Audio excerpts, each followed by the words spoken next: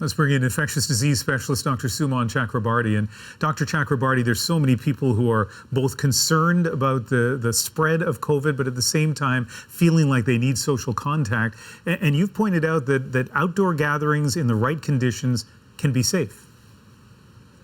Absolutely. Let's look at this from a harm reduction lens. We know a lot more about this virus than we did a year ago. We know that the risk of transmission is substantially reduced outside, if not negligible. No one's saying to get together in big concerts, but I think going outside, meeting with people, if you can't maintain distance for a prolonged time, wear a mask. Otherwise, I think it's a very safe alternative, and that's what we need right now, especially 1 year into the pandemic. And I think that being outside is a really, really good concession and a good harm reduction strategy. But I guess we shouldn't hide behind technicalities. I saw, maybe in response to a tweet of yours earlier, some people showing patios that kind of were outdoors but still were enclosed. By outdoors, you really mean outdoors, I guess. Yeah, I agree. You want to go by the spirit of what that means. I think a roof is okay for like an awning for a patio, but you want to have the walls open to make this an actual outdoor, fully ventilated area. Something that's fully enclosed is not truly outdoors.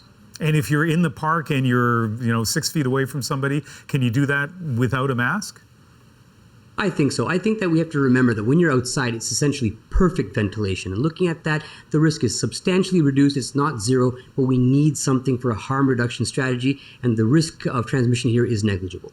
Always nice to get the guidance of infectious disease doctors. And so with that in mind, we've seen stories today, Talia earlier in the show, for example, talking about clinics having trouble getting enough people in to get their shots. Should Ontario and Quebec be expanding its criteria for vaccine eligible people? I think that would be a good idea, especially you want to get the people that need it the most, so we're going by age. But another big thing that we could try is going in the geographic hotspots, especially in essential jobs like factories, food processing plants, where we have a lot of transmission that is being driven by these areas. So I think it's a good idea. We can get more vaccines into people's arms and really change the trajectory of this pandemic. Dr. Chakrabarty, always nice having you on the program. Thank you. Thanks for having me. Take care.